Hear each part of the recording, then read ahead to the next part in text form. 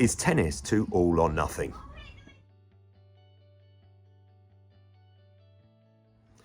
Behind me now you can see 2 pickleball courts.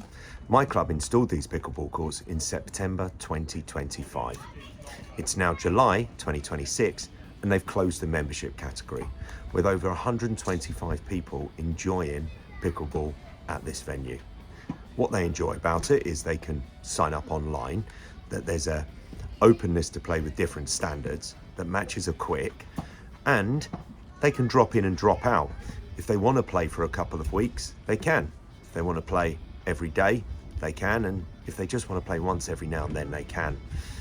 It's a something sport, and I'm seeing this as a trend in paddle as well. The ability to pick it up and put it down is really high, so it becomes a something. But is tennis too all or nothing? Playing tennis once every now and then in a rather ad hoc way can affect the form, and it can affect the fun that somebody has because they feel rusty or out of touch.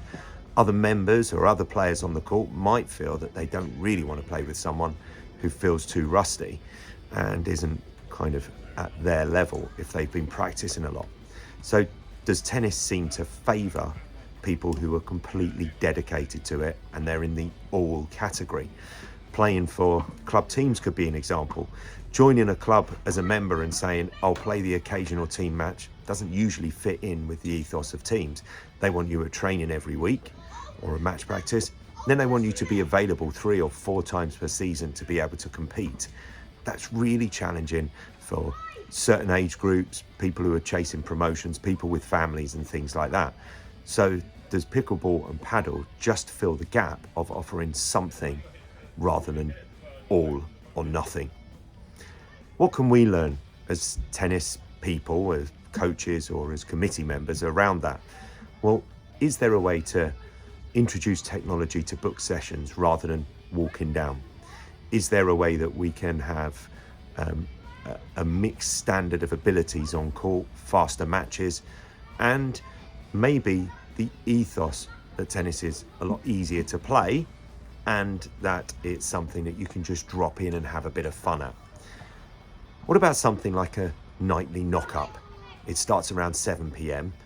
You are playing doubles, maybe first to 10-point tie breaks, but rather than a serve, you just feed in cross-court and play. So people aren't rusty with their serve, matches are played, points feel like points, but we start after the serve and return. That then negates a whole load of standard problems, and that rusty serve that hasn't seen the light of day for 3 or 4 weeks suddenly means that you can get involved. I'm not saying every session could be a nightly knock-up, but certainly 1 or 2 sessions a week at a club could involve that.